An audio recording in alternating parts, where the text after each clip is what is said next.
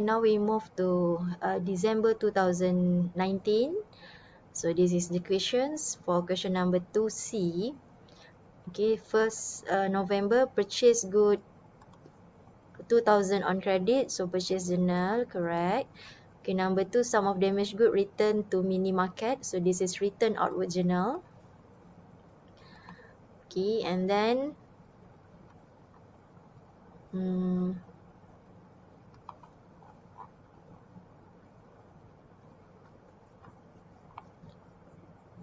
made cash sales. Okay, this is your made cash sales. So this is cash sales, so we have to record in the salah ni. Okay, cash receipt journal, because when you do make cash sales, you will immediately receive the cash, so you will record in the cash receipt journal. Okay, and then the cafe provided catering to Encik Kamil on credit, so you will record in this is not the purchase. Okay, we are catering, so we provide to Encik Kamil, so this one is our sales journal. Okay, we make a sale and Encik Kamil is our account receivable. Okay, and then paid utility bill amounted 1,500. Okay, cash payment. Okay, Kamil Enterprise settle the its account by check. So this one Kamil paid to us, so this is cash receive journal. Okay, because we receive money. Okay, and then 15, Kamil Enterprise settle its account by check. Okay,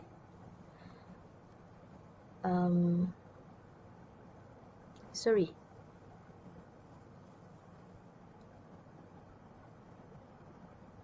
betul, sorry salah pula, salah tengok soalan. Okay, 11, paid full amount to mini market on the good purchase by check, so this is the cash payment journal. Okay, and then 15, Kamil settle its account by check, so we receive check, so this is cash receipt journal.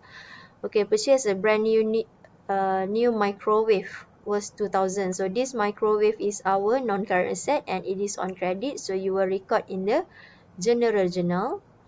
Okay, and then 22nd, Miss Jupiter took goods 250, so if you took goods, you will record in the general journal. Okay, and then delivered food to customer at several office promise and collect. This one is cash receive journal. Okay, because you receive 2,000 cash, and then send the business delivery van to workshop. Okay, this is our cash payment journal. Alright, so this is for question number 2. Okay, for questions number this one already answer. Okay, so I will check the answer. Okay, so kalau we tengok ni, okay, this is correct. Okay, so this one is 740,000 minus 250. Okay, 200 ni salah. Okay, why? So look at the additional information. Okay, the owner took goods 250 and cash 200. So this cash dia akan tolakkan dekat cash nanti. So you go to your cash. Okay, this one you have to minus 200. Okay, so nanti betulkan kat situ lah. Right. Okay, and then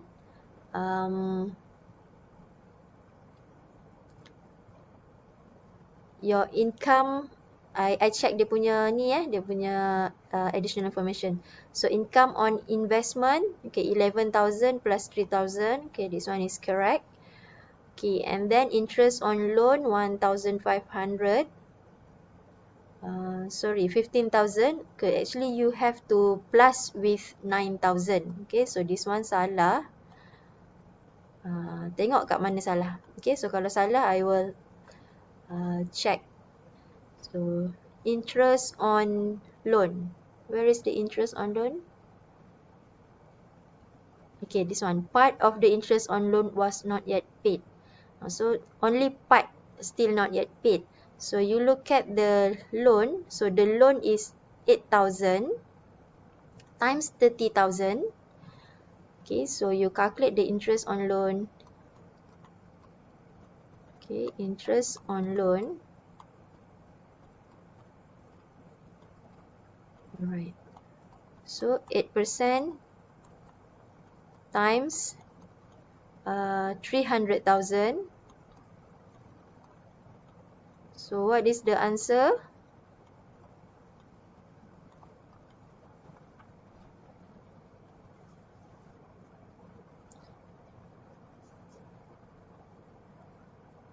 So you will get 24,000.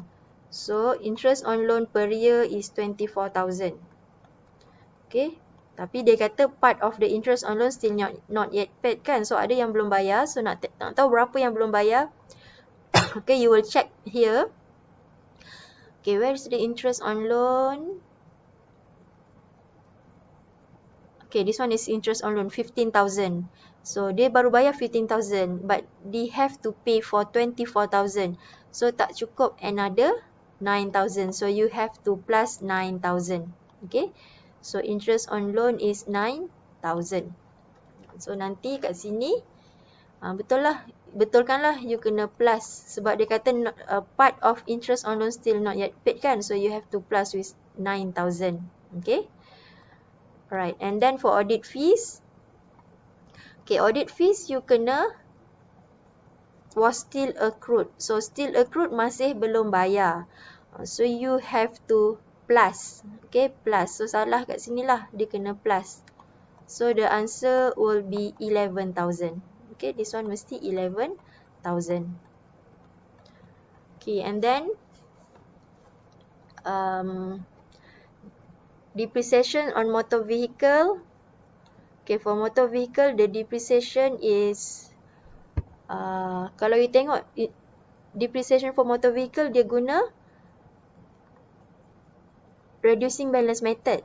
So kalau reducing balance method, you kena minus dulu. Okay, 520,000 minus 192,500. Baru boleh kira dekat sini. So kat sini you tak minus kan? So you kena minus dulu 192,500. Then baru you times dengan 10%. So you akan dapat, okay, ni kena minus dulu.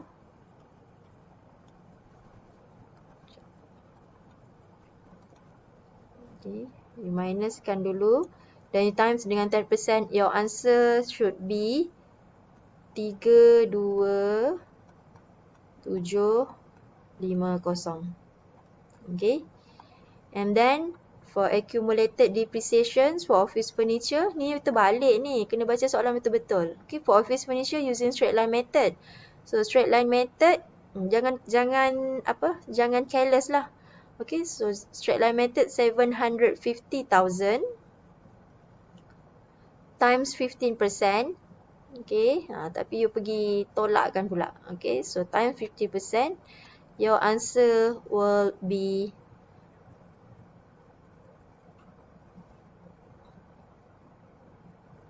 112,500. Okay. Alright, and then increase in allowance for doubtful debt. So yang ni salah.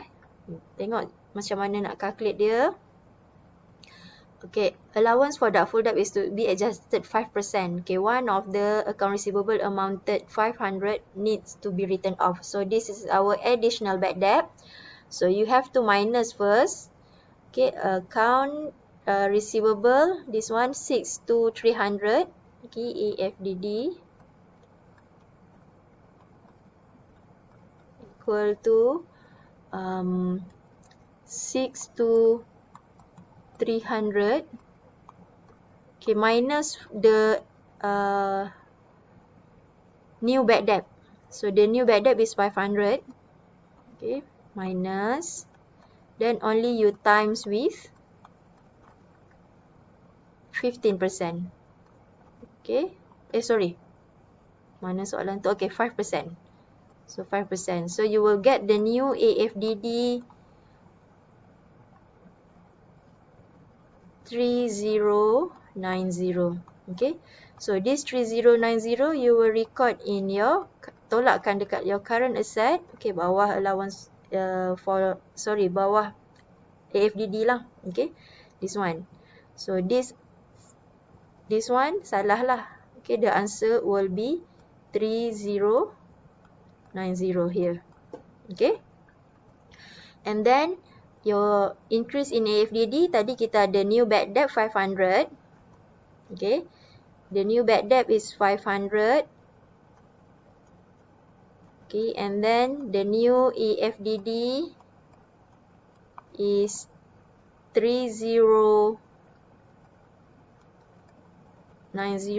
compared with previous year AFDD. So previous year AFDD, you tengok dekat soalan, okay, tengok AFDD 1500 here. Okay, so you akan minus 1500. So this is your 5 ya. Jangan salah pula. Okay, 1500. So your answer for increase in AFDD, it should be this one salah.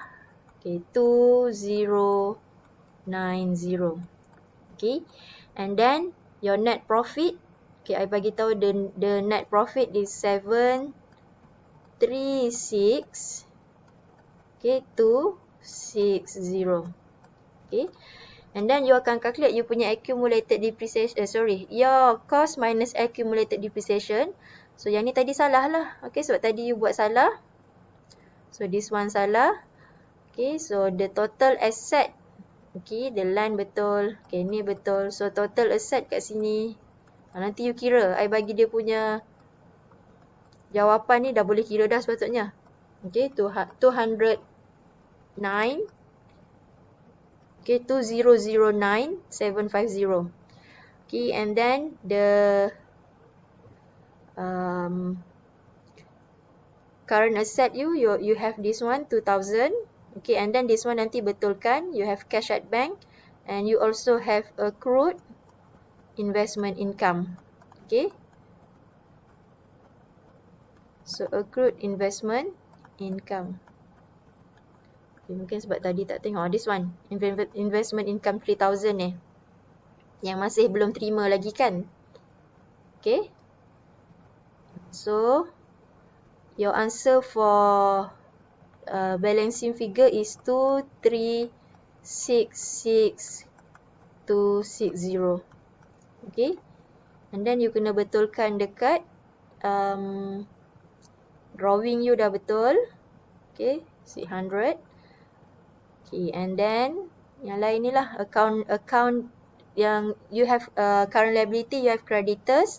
Okay, you have accrued audit fees.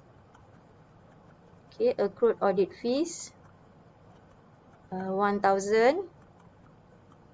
and you also have accrued interest on loan 9000.